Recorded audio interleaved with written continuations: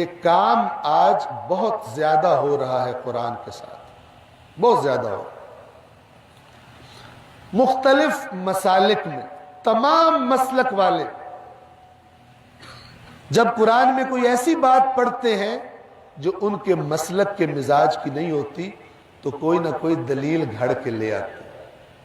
کوئی نہ کوئی حدیث گھڑ کے لے آتے اور اس کے بہانے آیت قرآن کے معنی کو تبدیل کر دیتے ہیں، خراب کر دیتے ہیں، اور یہاں سے اپنی اور اپنی قوم کی گمراہی کا دروازہ کھول دیتے ہیں۔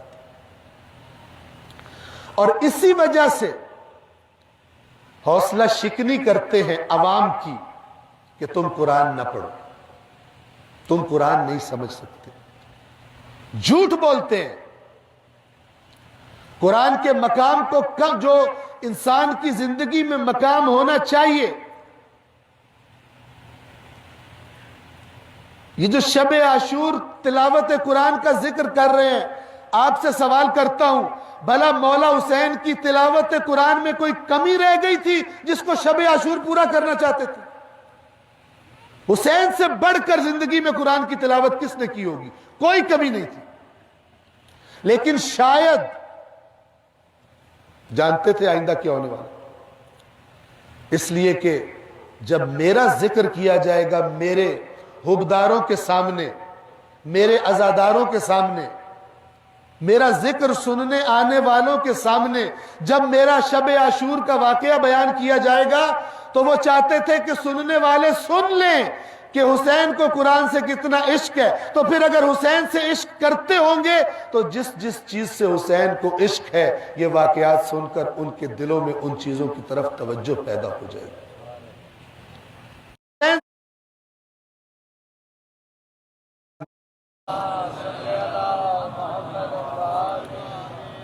میرے مولا نے آج شب قرآن کی جس اہمیت کی طرف اشارہ کیا تھا،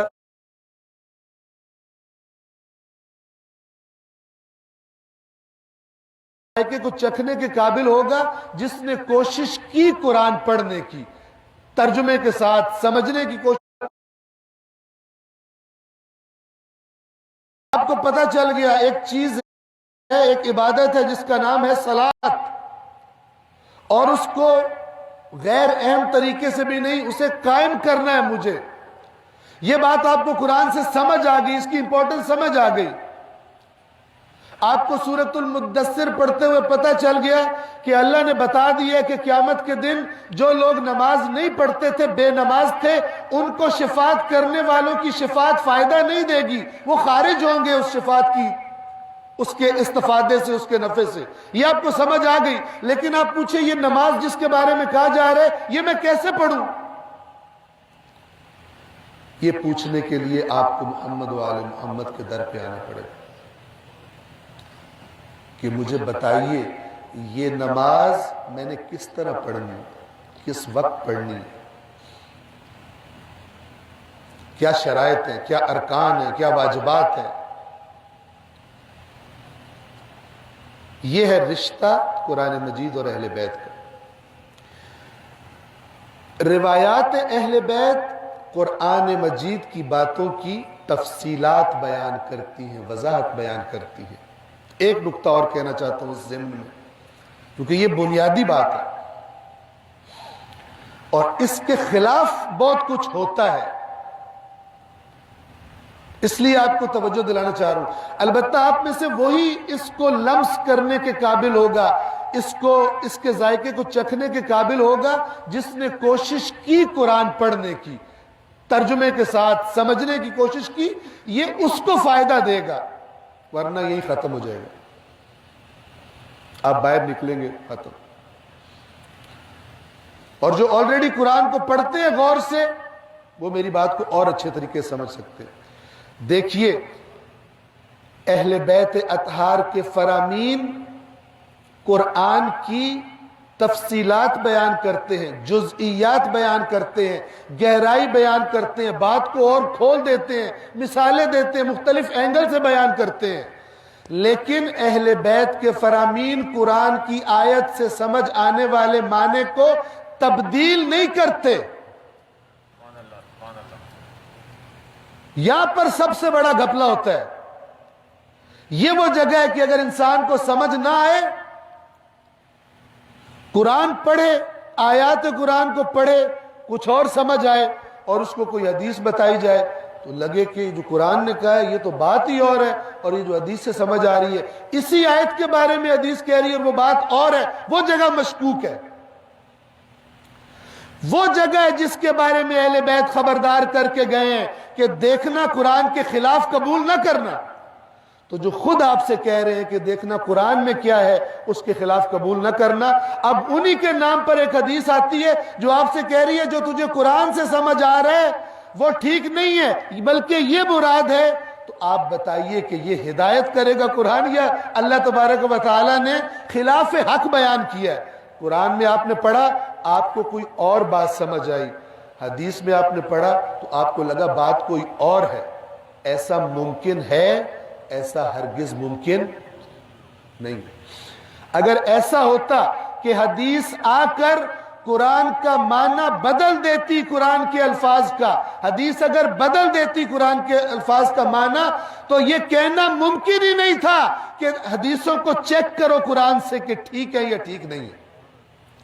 ورنہ کیا کہتے قرآن کو بس تم برکت کے لیے رکھو، صرف حدیث پڑھو، اور اگر کسی آیت کی تفسیر میں حدیث کہہ رہی ہے کہ وہ معنی نہیں ہے یہ معنی ہے، تو جو قرآن سے سمجھ آ رہا ہے اس کو بھول جاؤ۔ پھر اہل بیت یہ کہہ کر جاتے، صلوات پڑھیے محمد و آل محمد۔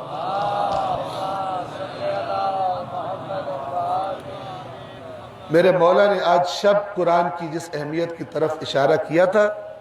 اس کی وجہ سے میں چاہا، ارادہ بنا، ضروری سمجھا کہ یہ نقطہ آپ کی خدمت میں عرض کر دوں۔ میں مثالیں نہیں دے سکتا،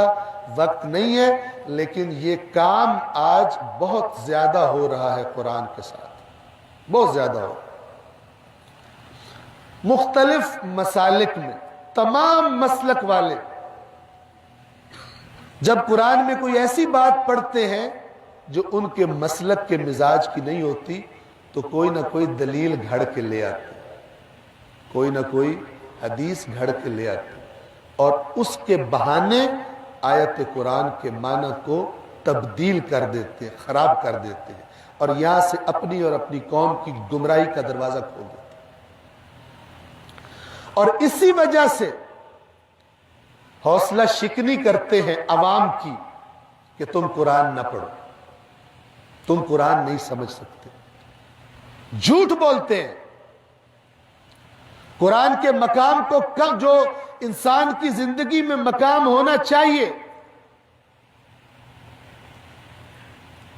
یہ جو شب عاشور تلاوت قرآن کا ذکر کر رہے ہیں، آپ سے سوال کرتا ہوں بھلا مولا حسین کی تلاوت قرآن میں کوئی کمی رہ گئی تھی جس کو شب عاشور پورا کرنا چاہتے تھے؟ حسین سے بڑھ کر زندگی میں قرآن کی تلاوت کس نے کی ہوگی؟ کوئی کمی نہیں تھی، لیکن شاید جانتے تھے آئندہ کیا ہونے والا، اس لیے کہ جب میرا ذکر کیا جائے گا میرے حبداروں کے سامنے، میرے عزاداروں کے سامنے،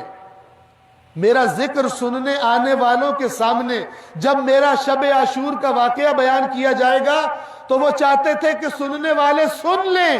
کہ حسین کو قرآن سے کتنا عشق ہے، تو پھر اگر حسین سے عشق کرتے ہوں گے تو جس چیز سے حسین کو عشق ہے یہ واقعات سن کر ان کے دلوں میں ان چیزوں کی طرف توجہ پیدا ہو جائے گی۔ یہ حکمت تھی، ورنہ حسین کا رشتہ تو اتنا گہرا ہے کہ سر تن سے جدا کر دیا، پھر بھی شیعہ سنی روایات میں لکھا ہوا ہے کہ سر تن سے جدا ہو گیا لیکن قرآن سے جدا نہ ہو سکا۔ تلاوت قرآن سے جدا حسین نہیں ہو سکتا۔ تو ایک حسینی کی زندگی میں قرآن کتنا ہونا چاہیے؟ صلوات پڑھیے محمد و آل محمد۔